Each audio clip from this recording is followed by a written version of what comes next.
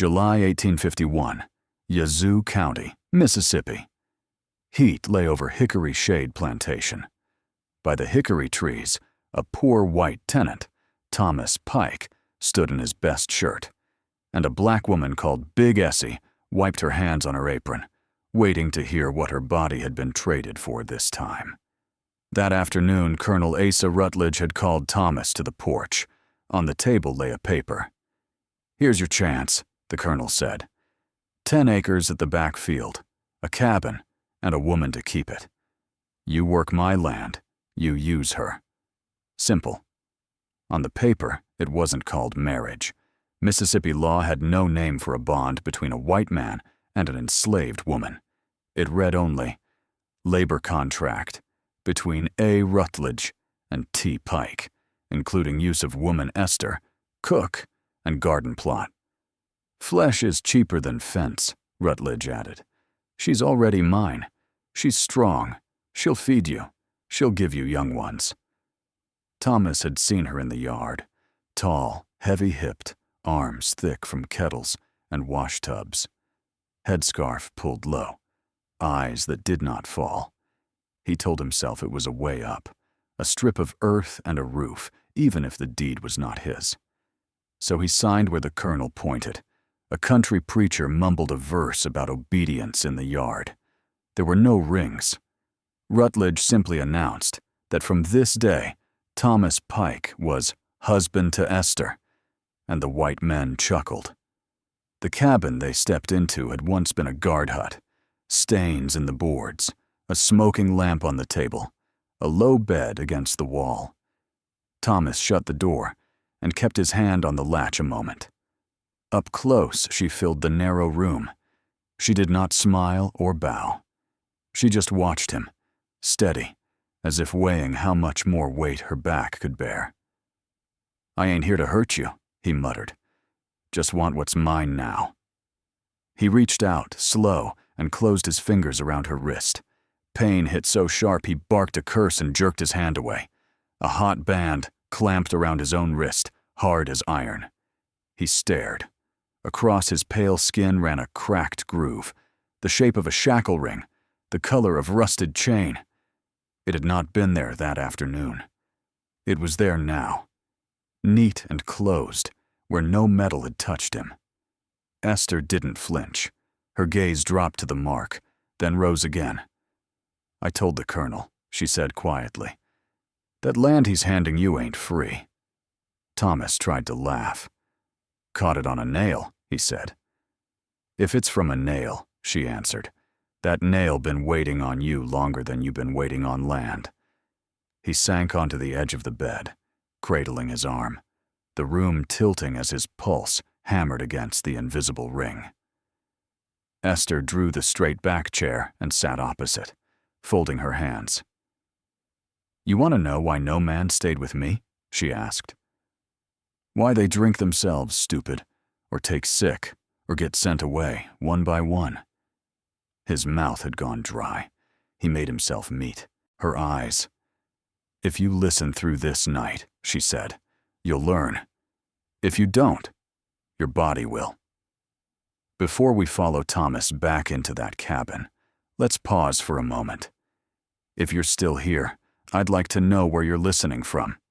Yazoo County, another part of Mississippi, or far away. And if your people ever told stories about land deals where a woman was part of the price, you can share that in the comments. Those quiet family tales are often where real history begins. What you've heard so far is not a gentle match between a white farmer and a heavy cook. Under Mississippi law, a white man and an enslaved woman could not be husband and wife. On paper, they could only be owner and property, boss and labor. Everything else had to live between the lines. In the Yazoo County deed books for the early 1850s, the name Thomas Pike sits beside an entry. Rental of 10 acres, adjoining Hickory Shade Plantation. Consideration paid to Colonel Asa Rutledge. No Esther, only dirt and dollars. In the Hickory Shade Plantation ledger, she appears in another column. Esther, cook, stout. No issue. 3 quick marks to hold a life: work, body, supposed failure to bear children. Beside that, a figure in cash. Then, in a doctor's cramped hand, comes something harder to fold into business as usual. In a small notebook attributed to country physician Silas Boone, there's an entry about a white tenant, presenting with ligature-like marks on wrist and back, akin to slave punishments, following union with Negro woman on H plantation. He will not write the full name. He hides behind an initial, already uneasy with his own words. Decades later, in 1937, an old woman they call Aunt Lou sits on a porch, talking to a young interviewer from the Federal Writers Project. Her sentence travels onto thin government paper. They give Essie to a poor white man for land. He go in that shack laughing, come out walking like he feel every whip ever been on that place. The interviewer adds in brackets that she seems sincere, but story sounds superstitious, and notes, check Boone papers if available. So we have a few narrow threads, a dry county line about acreage, a ledger's aside about a stout cook, a doctor troubled by impossible scars, the memory of a woman who watched it happen. Alone, none of them say what we are saying here. Together they sketch the outline of a story the law refused to name. For the white world of small farmers and planters in 1851, even the poorest white man was supposed to stand above any black person on that soil. His skin was his last protection. If that skin began to carry marks that belonged, by their rules, only to slaves, the whole ladder they lived on started to shake. You can hear a touch of the uncanny in this, but just as much, it is a story about accounts, about what happens when generations of pain refuse to stay on one side of the book. Next, we'll go back into that close, hot cabin, to the smoking lamp and the 2 people facing each other across a rough table, tied now by more than Rutledge's bargain. Thomas thinks he has taken a woman thrown in with a piece of ground. He does not yet grasp that his own body has already been entered in someone else's balance, and that the payment is only beginning. She had not taken her first breath in Mississippi. Long before Hickory Shade, there was a low, wet stretch of coast called Cedar Marsh, where the air tasted of salt and rotting grass. In one of its cramped wooden quarters, a girl named Ruth went into labor on a night when the tide was high, and the wind pushed the marsh water up under the floorboards. Old Suki, the midwife, knelt on a ragged quilt with her basket of herbs and rags. She was one of those women who carried half-remembered words from ships and villages no one on that plantation had ever seen. When the baby finally slid into her hands, heavy and slick, the room seemed to grow very still. The child did not bawl right away. She lay there, broad-shouldered already, skin shining, eyes wide open. Suki frowned. For a moment she pressed her palm to the little chest, listening for a heartbeat. Then she glanced toward the dark window and murmured something in a language Ruth didn't know. "You got company, girl," she told the newborn softly. "You come with more than your own self." By morning, Ruth had a daughter. The owner's book would later list as Esther, female, sound. Suki saw more. On the young woman's wrists, as she grew, faint pale rings appeared, like old rope marks that no one could remember tying. When whips cracked out in the yard, the child sometimes shivered before the sound reached them. Esther's body thickened early. By her mid-teens, she could lift a kettle 2 smaller women had to share between them. That strength made her useful in kitchen and field, both, and made her visible in ways she had not asked for. Overseer's eyes lingered. Harland, the master, decided such a frame ought to pay for itself.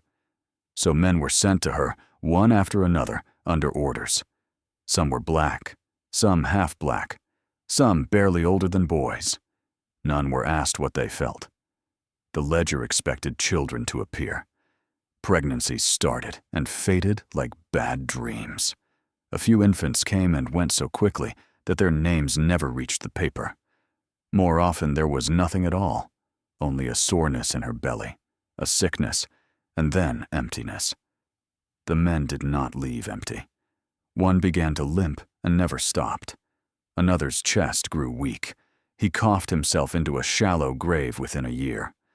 A third woke one morning unable to close his right hand around a hoe. Each time, new lines shadowed Esther's own skin. A faint band at the ankle, a narrow welt across the ribs, a speckled patch on the shoulder, as if from burns. Suki, looking at her by lamplight, shook her head. "They throw their harm at you," she said. "But harm don't disappear. It just looks for another back. We gon' give it somewhere else to land." One rain-heavy night, she worked a little ceremony over Esther. Salt water, smashed leaves, ash from the fire pit, a tiny pouch sewn from cloth taken off a dead man's shirt. Suki dabbed the mixture on wrists, belly, neck, humming low. "Whoever come to you like you a field with no fence," she whispered. "Let him walk away carrying some of what he bring. Let your flesh remember, so his won't stay clean." It was a dangerous prayer on that soil. No white ear heard it, but the land seemed to. When Cedar Marsh's debts came due, Harlan sold off what could bring cash. A trader going west saw a solid worker, a woman who rarely took sick. He did not ask why some men crossed themselves when she passed. On his manifest, she became one line in ink, shipped inland with hogsheads of rice and barrels of salt pork. By the time she stepped onto Hickory Shade, the coast was a memory. The Yazoo bottom smelled different, heavier. She cooked, washed, hoed, the way she always had. Soon enough, stories started again. A young overseer who tried forcing her slipped in the yard later and cracked 2 vertebrae. A visiting cousin of Rutledge bragged that he would have her tamed before Christmas. He took fever in August and never saw October. People began to say, not too loud, that Big Essie carried more than her own history in that wide frame. While all this was happening, another child was growing up far from Cedar Marsh. In thin hill soil on a worn-out patch of North Mississippi, a boy named Thomas Pike learned to push a plow behind a half-starved mule. His father lost their place when the bank called in notes he could not read. His brother died working a flatboat, pulled under brown water when a rope snapped. By the time Thomas came down toward Yazoo, he knew the taste of humiliation better than he knew meat. Renting land under a man like Rutledge felt like the last step before falling clean out of whiteness and into something else he had no name for. The first time he saw Esther, she was lifting an iron pot off the fire behind the big house, arms bare, sweat on her temples.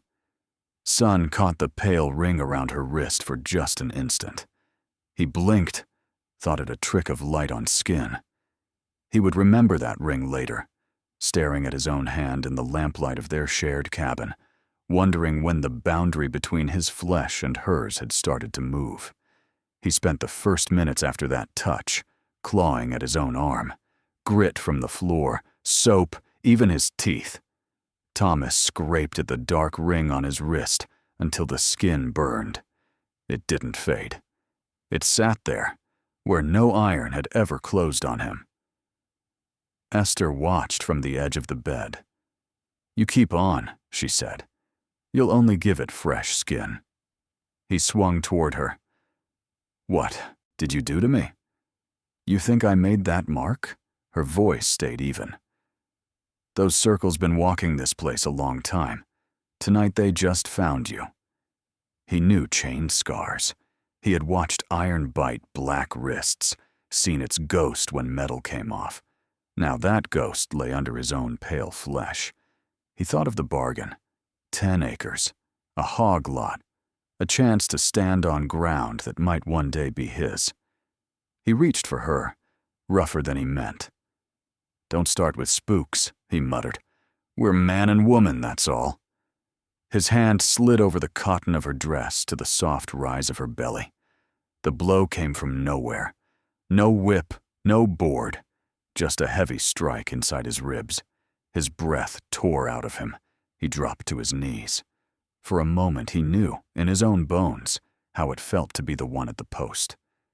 When he could draw air again, his shirt clung to his back.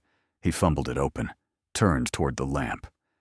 Pale arcs striped his ribs in the pattern he had seen on black backs since boyhood. Esther leaned nearer, not touching him.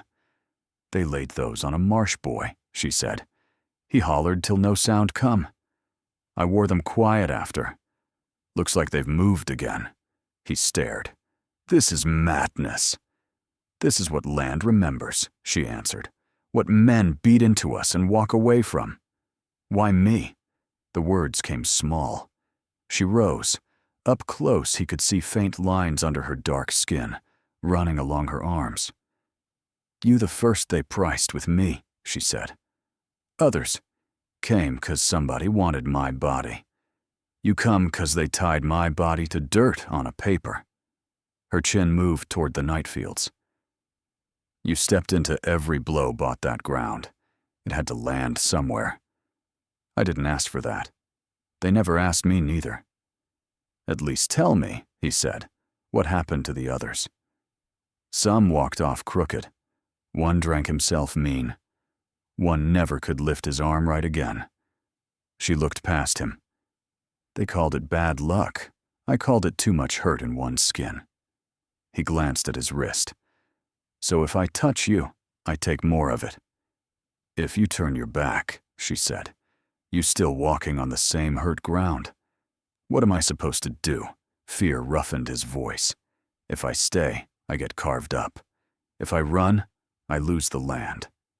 She took a slow breath. "There is one road I ain't walked," she said.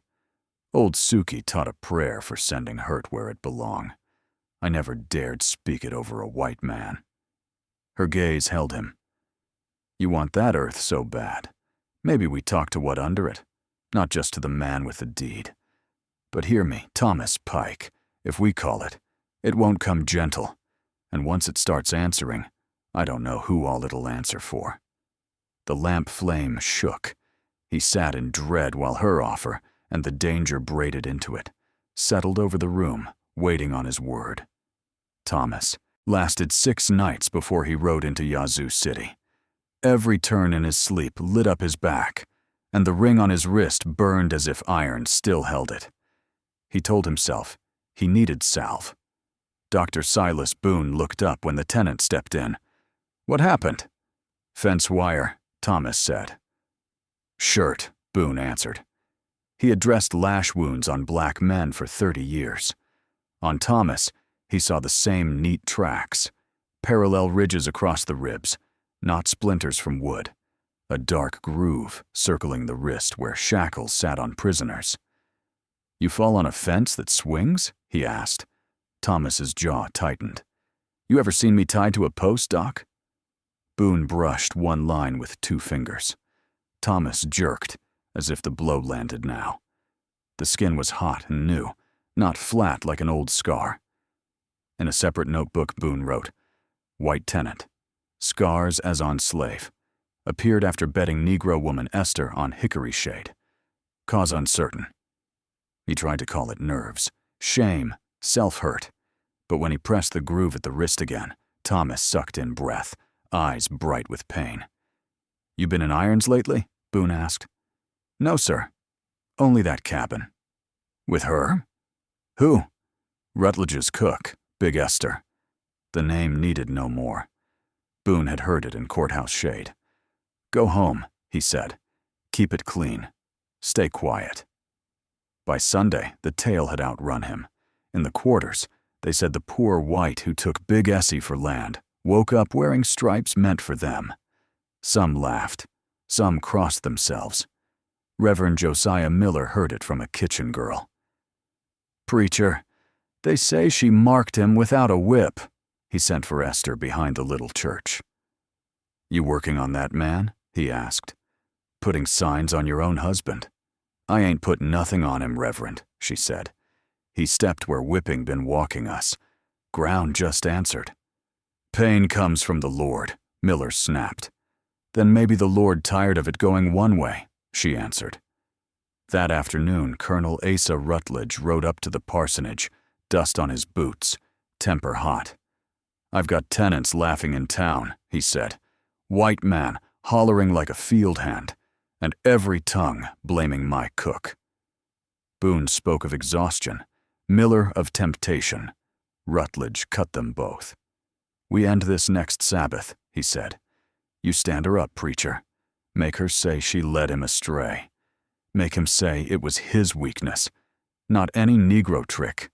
Her body's mine by law. I won't have it ruining my place. Housegirl Ruthie caught enough through the half-open door to run to the cabins. They gon' set Essie out in the yard, she panted. Make her carry it all. That night, round low fires, some begged Esther to bow her head, say the words, live. Others stared at the dirt. Before we walk into that Sunday yard, let me ask you plain. If your body had carried blows for years, and the first time a white man felt a share of it, they called you the danger, would you confess to a lie just to be left alone? On Hickory Shade, they were already dragging benches into place and setting the Bible on a rough table. The yard waited for the lesson everyone was supposed to accept. By the next Sabbath, the yard of Hickory Shade was a small court. Benches in the dust, Bible on a crate, sun baking the house columns. Field hands, housewomen, white tenants. No song, only a dry murmur. Esther stood before them, wrists tied with old rope. Thomas waited a few steps away, where a husband might stand, but he looked like a man awaiting sentence. Reverend Miller opened his Bible. Brethren, he began, the Lord is not mocked. He set order between races, between man and woman. Sin is when flesh forgets its place. He preached about temptation and dark influence. He never said her name. Every eye was on Esther's back and on the man behind her. Rutledge stepped forward. This woman brought trouble on my place, he said. This man let himself be led. They will say so before you. He turned to her. You speak now. Esther lifted her head. Her voice stayed steady. I didn't go to him, she said. He was sent. You say you tempted him, Rutledge snapped. I cooked his food, she answered. He came to my door. In the white row, a jaw clenched. In the slave line, a breath caught. Rutledge swung toward Thomas. You tell them she bewitched you. Say you're clean of her now. Thomas looked at preacher and doctor, and at faces that had watched him plow and bleed. I didn't know, he rasped. I didn't know it would be like this. Like what? Miller pressed. Like feeling what ain't mine. That word cut deepest, admitting someone else's pain existed. Enough, Rutledge said. They'll remember the strap better than your stammering. He took the whip from its hook. 2 black men were ordered to hold Esther. She did not fight. The first lash fell. The crack rolled across the yard, and the cry came from Thomas. He doubled as if jerked by a chain, crashed to his knees, clutching his back. Thin red lines climbed through his shirt. A sound went through the crowd like wind in cane. Rutledge, shaken, swung again. Again the welt sprang up on the white man, bright and new. Esther's dress shivered, but beneath it lay only old scars. Eyes on the woman, Miller shouted, trying to drag their gaze from the tenant in the dirt. Too late. The picture had burned in. Slave children seeing a white man fold like their uncles. Poor whites seeing on his skin what they had walked past on others. Boone stared, fingers frozen on his notebook. Rutledge let the whip drop. Thomas pushed himself halfway up and looked toward the porch. You think you're holding the handle, he said, rough and low. Now you know how it feels on the other end." For a heartbeat, nobody moved. Then the spell broke. "He's raving," Rutledge barked. "Get him away." They dragged Thomas off. The rope at Esther's wrists was cut, not from mercy, but because no one wanted to see what might happen if leather met her back again. That evening, Boone tore a fresh sheet from his pad and never set ink to it. And in the cabins they whispered late about the day a white man bled for blows meant for them, and how from then on, Hickory Shade could no longer pretend pain knew its place. In the days after that Sunday, Hickory Shade moved as if the air itself were sore. Thomas tried to work his 10 acres. Each pull of the hoe tugged at the torn lines on his back. By noon, his shirt was glued to broken skin. He sat under a scrub oak, shaking, hearing the whipping post in his head. That night in the cabin, he turned to the wall. Esther lay on her side. Sleep took them both. The same scene rose up. Dark hold of a ship, bodies jammed close, iron at wrists, a voice in a tongue Thomas had never heard, yet understood. "Hold on to your name." He woke with a shout. Esther was already sitting up, chest rising hard. "You saw that?" he whispered. "I've been seeing it since I was small," she said. "You just stepped into it now." From then on, the place behaved as if a cord ran between them. When a man in the field took 10 lashes for stealing corn, Thomas stumbled in his own row, one hand to his ribs, while Esther, in the kitchen doorway, grabbed the frame as if something heavy passed through her. When an old woman in the quarters died coughing, that night Thomas tasted iron and clawed for breath until Esther pressed her palm to his chest and murmured words older than Yazoo. His lungs eased. Her shoulders sagged as though the weight had slid into her bones. Boone came back, notebook in hand. "I need you both," he said. "Sit a moment. I aim only to look." He set them on stools so close their knees nearly met. He counted Thomas's pulse, then Esther's. The numbers would not behave. He pricked Thomas's finger with a needle. Esther flinched first. A bead of blood rose on white skin. A tear rolled down brown cheek. He changed, touched an old welt on Esther's back with the tip of a metal probe. Thomas hissed and grabbed at a sore place that no longer showed. Boone wrote, "Sensation seems to pass between subjects with no visible cause. Some shared wound of mind and body. No scheme of nerves known to me will hold it." Reverend Miller burst in on one such visit, Bible under his arm. "You meddle where you have no call, Doctor," he said. "This is not for measuring. This is for the Lord to drive out." He laid his hand on Thomas's brow and prayed loud, striking the word, cast, like a blow. Thomas's body jerked. Esther reached for him, fingers brushing his wrist. The tremor left him and ran into her instead. For a heartbeat, Miller's voice caught. Then he spoke even louder. Each easing carried a price. When Esther cooled Thomas's fevers, her own nights filled with other people's groans. When his touch pulled a line of fire out of her skin into his, he stood straighter next day, and she moved like a woman twice her age. One evening Boone sat by lamplight, journal open. He began a fresh page to the Medical Society in Jackson. "Case report," he wrote, and froze. How to name a white man bearing slave marks and a black woman whose flesh answered to cruelties around her. He set down one more line. "If I tell this plain, no one will thank me." The sheet stayed there, damp with ink, between his hand and the road to town, while outside, in the low cabin by the field, 2 people tried to sleep in bodies that would not let the past lie.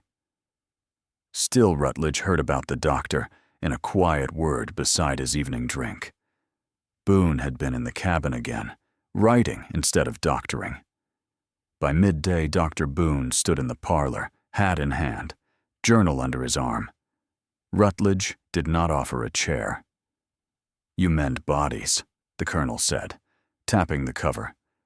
You don't turn my land into talk.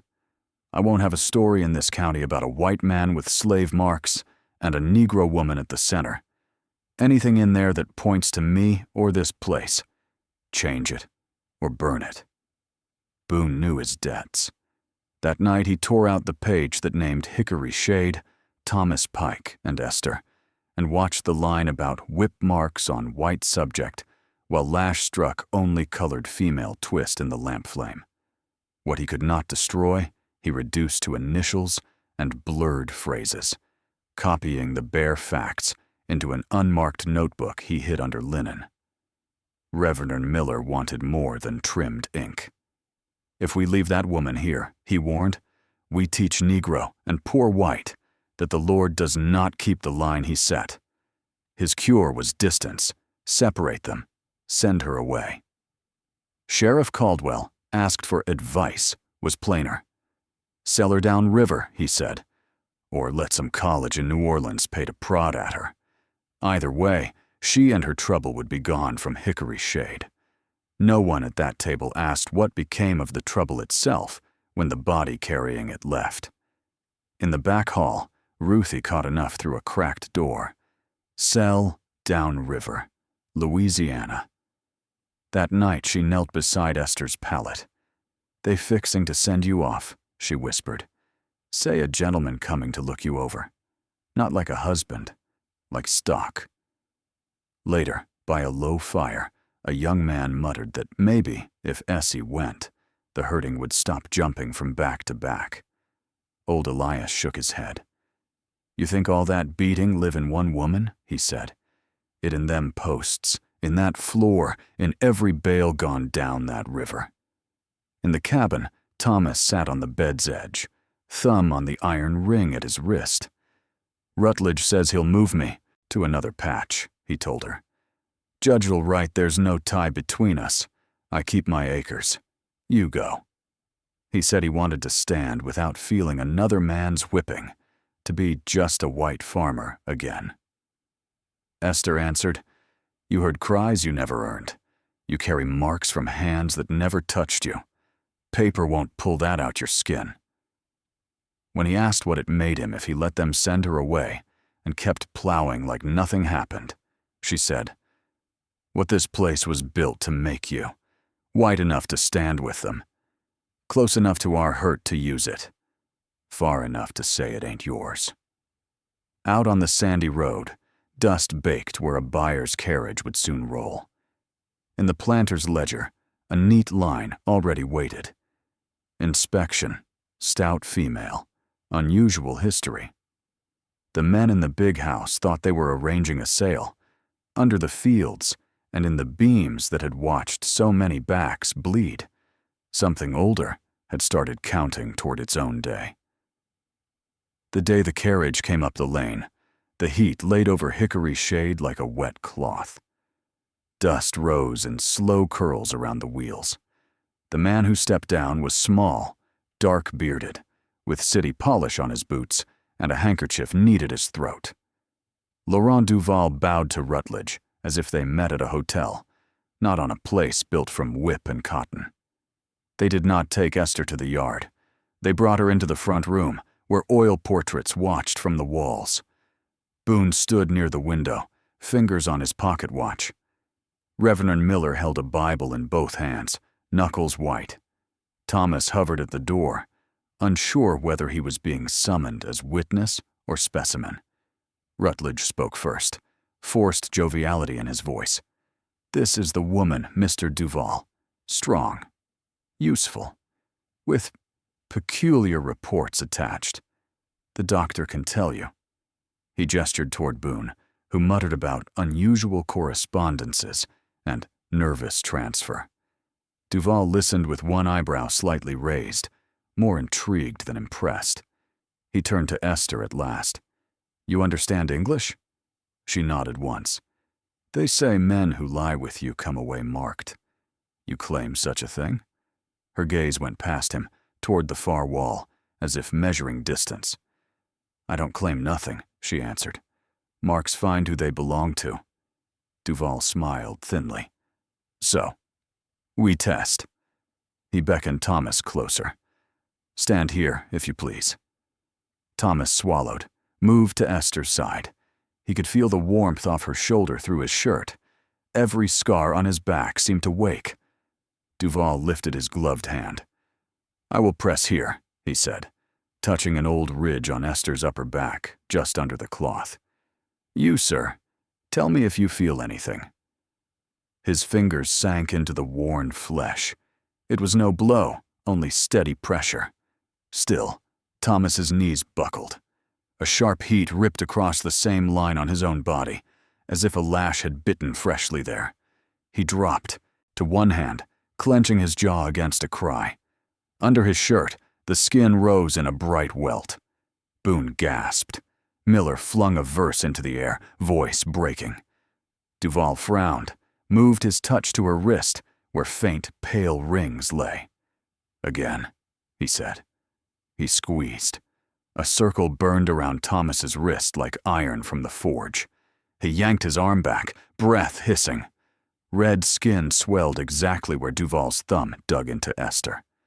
Out in the yard, children playing suddenly froze, grabbing their own arms without knowing why. In the slave quarters, an old man straightened from his pallet, choking out a name no one else remembered. In the kitchen, a pan slid off its hook and shattered on the floor. Small things, but they ran together like hairline cracks in glass. For a long moment, no one spoke. The only sound was Thomas, drawing air through his teeth, and the slow tick of Boone's watch. Duval let go and took a step back, all courtesy gone from his face. This is not profitable curiosity, he said at last. You bring such a creature into a city, and you will not have study. You will have panic. He dusted his gloves, as if shaking off something invisible. I will not purchase. Rutledge stared at him. You saw what I saw. You could prove.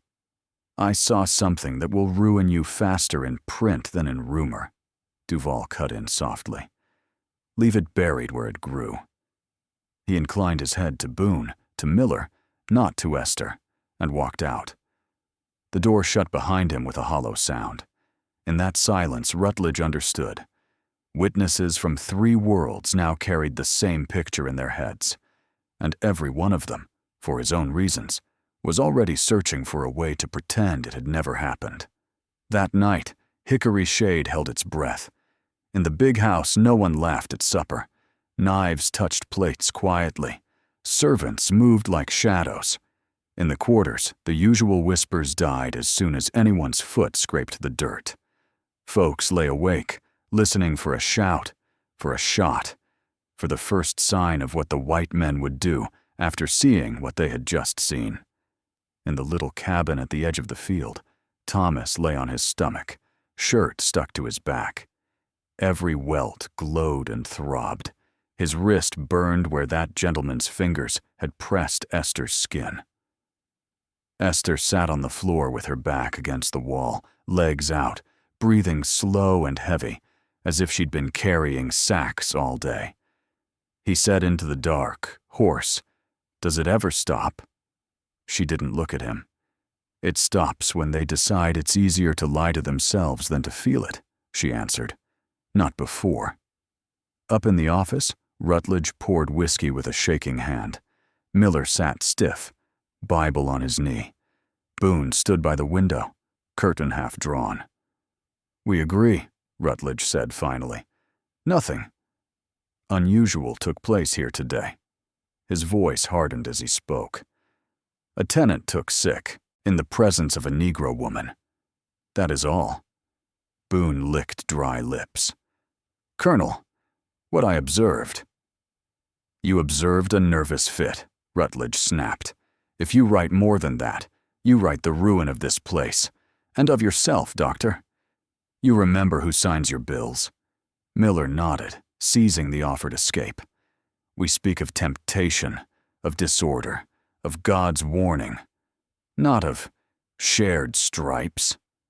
He could not bring himself to shape those last 2 words fully. So they made their decision. Truth would live only in what they remembered and refused to name. Back home, Boone opened his journal. By lamplight, he crossed out Hickory Shade and left only H Plantation. Thomas Pike became TP. Esther shrank to E Colored Female. The sentence that said, plainly, I watched wounds bloom on a white man, where the lash struck only a Negro woman. He tore free and held over the flame until the words curled into ash. But there was another, thinner notebook, the one he'd started for himself before Rutledge spoke to him, that he wrapped in an old shirt and slid into the bottom of a chest under his mother's quilts. Even fear has a limit. A man still wants one place where he wrote what he actually saw. Miller spent half the night drafting a careful letter to his association. By morning, it spoke only of an unhealthy attachment, of a woman whose influence confuses the order God set between races. In Sunday's sermon, he thundered about sin and pride, and knowing one's station, never once saying Esther, never once saying baton, scar, or white. Punishment came without any line in a ledger. Esther vanished from the kitchen and the big pots, sent back to the wash and the gardens, shoulders bent under soaked clothes and crates of vegetables. Overseers understood the unspoken order. Drive her hard. Leave no new marks where a doctor might be forced to explain them. Thomas kept his 10 acres on paper, but seed came late and bad. Tools broke and went unreplaced. At the store in town, other white men shifted away from him as if misfortune were a smell.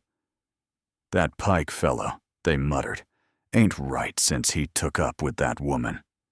Their bodies followed the same downward slope. She swelled with water and weariness, ankles thick, breath short on the slightest rise. He grew stringy and colorless, hands shaking when distant cries rose from the whipping post. More than once, while another back took blows out by the barn, Thomas straightened in his row and clutched his own spine, teeth bared against invisible strikes. If Esther was near, her hand on his shoulder dulled it. But later, alone, she would lie awake, ribs aching, as though she had stood tied to that post herself. Children in the quarters watched them both with wide, solemn eyes. Some woke from naps crying over storms at sea they'd never seen, over chains they'd never worn. One little boy traced his finger along a knot in the cabin wall exactly where a scar ran across Thomas's back, as if wood and flesh were starting to share the same memory. Among the slaves, a quiet saying took root. They thought they buried our hurt in her. Turns out it climbed into their house and their kin and won't lie still.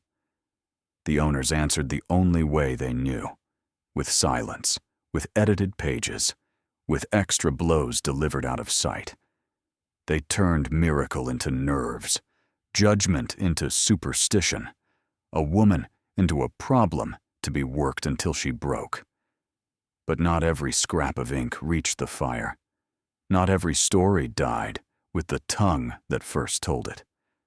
And while Hickory Shade rolled forward toward war and ruin, those scraps and stories waited, in boxes, in bureaucratic files, in the long memory of the people who had watched that courtyard and that cabin.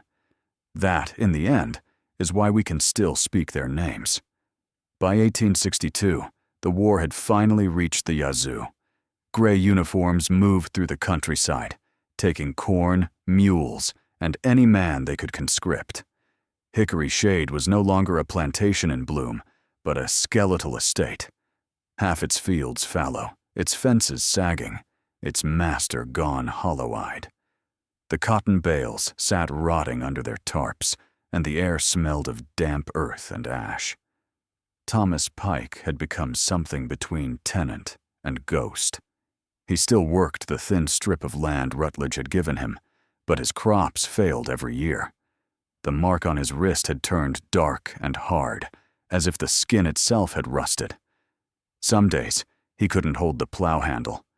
Other days, he stood at the edge of his plot, staring at the big house, lips moving in words no one could hear. Esther was older now, though no one could have said by how much. Her hair had gone silver at the temples, and her voice carried the rasp of smoke. She still cooked when called, washed when ordered, but the overseers had stopped laying hands on her. They said the last one who tried fell ill and never rose. The younger slaves called her Aunt Essie, but when they were sure she wasn't listening, they whispered a different name, the woman who carries both sides. Dr. Boone returned one evening in a Confederate coat 2 sizes too big, a surgeon's kit rattling on his saddle. He came looking for shelter and for something to steady his shaking hands. When he stepped into the ruined parlor and saw Esther serving food from the same iron pot, he almost dropped his cup.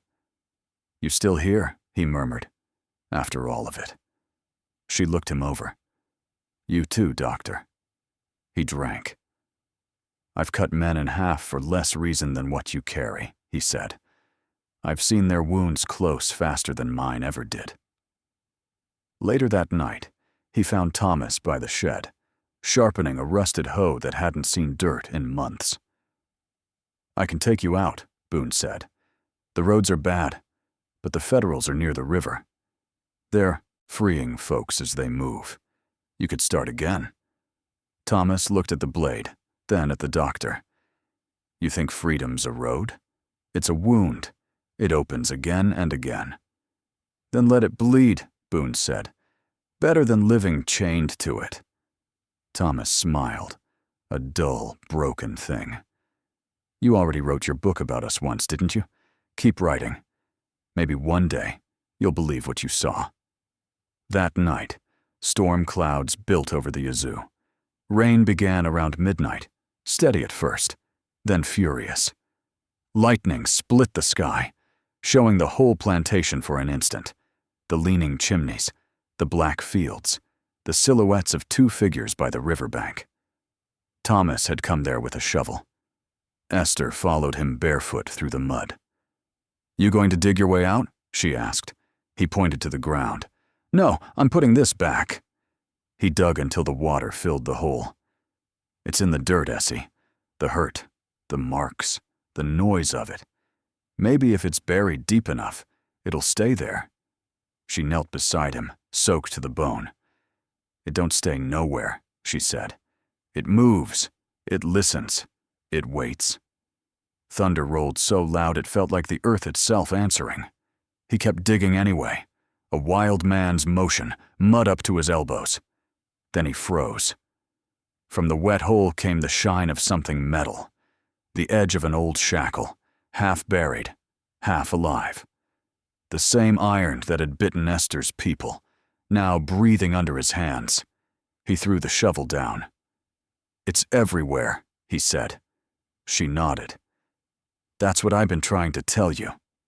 In the morning, Boone found the 2 of them by the riverbank, half covered in silt and rainwater, breathing but barely.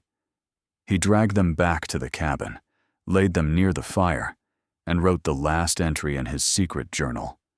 March 3rd, 1862. Both subjects near death or release. The connection between them persists. Marks fade on one, return on the other. I believe the affliction has left the body and entered the ground itself. The soil burns underfoot, as if remembering. When Union soldiers arrived 3 days later, they found the plantation nearly empty. Rutledge had fled. The house was charred from lightning. 2 graves lay by the river with no names, just a single iron ring pressed into the mud between them. The soldiers didn't know what it meant. They wrote in their report, "Found property abandoned, 2 deceased. No papers worth taking." They moved on.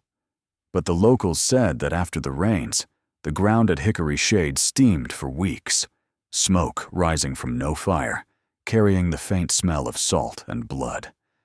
The older I get, the more I understand that some stories survive, not because someone wrote them down, but because someone couldn't forget them. I first stumbled on Esther's trail in a thin 1967 pamphlet by Daniel Carter. A single sentence stopped me cold. Local memory holds that a white tenant once bore the marks meant for a Negro woman. It sounded like rumor, yet it carried the tone of someone who'd heard more than he dared to print. Years later, in the Mississippi Department of Archives and History, I opened a box labeled Boone Collection. Inside lay a small notebook, brittle at the edges, unsigned except for the initials, SB. Most pages were clinical. Then one line, almost scratched out.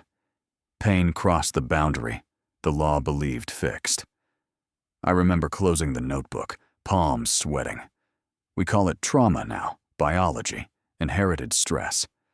But Boone had written it before any of those words were invented. Not long after I uploaded my first episode about hickory shade, I received an email from a man in Texas. His last name was Pike. He wrote that his grandfather used to say, "Our men feel too much. Back pain runs in the family, like we're carrying something we never earned." Attached was a photo of an old family Bible. On the margins of a genealogy page, someone had inked, "Thomas P. took land at cost of skin." Another message came from Chicago, from a woman claiming descent from an Essie Pike who migrated north in 1919.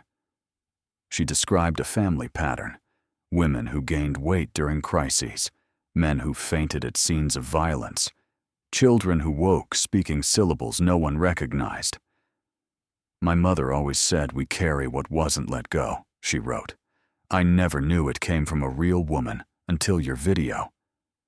The puzzle deepened when an archivist in Jackson told me that Boone's second notebook, the one mentioned in a 1971 inventory, had vanished.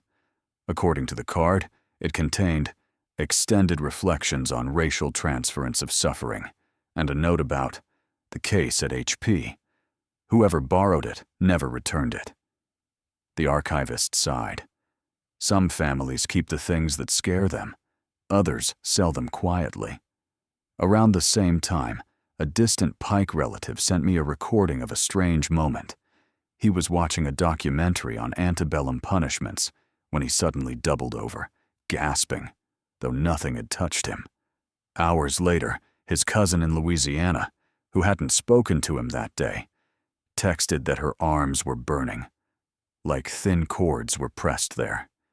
She ended the message with, "Grandma says it happens when the past is restless. I'm not here to tell you what to believe." But after months of reading deeds, letters, and church minutes, one pattern stood firm. Every time someone tried to bury the story of Esther and Thomas, it resurfaced somewhere else. Faint, altered, but alive. Pain, once traded like property, does not dissolve just because a ledger closed. A week ago, I got another email from the archivist. Short, almost reluctant. Someone contacted us about restoring an anonymous 1850s medical notebook. Initials on the cover, SB. No other details, no sender's name, just an inquiry. Maybe it's nothing.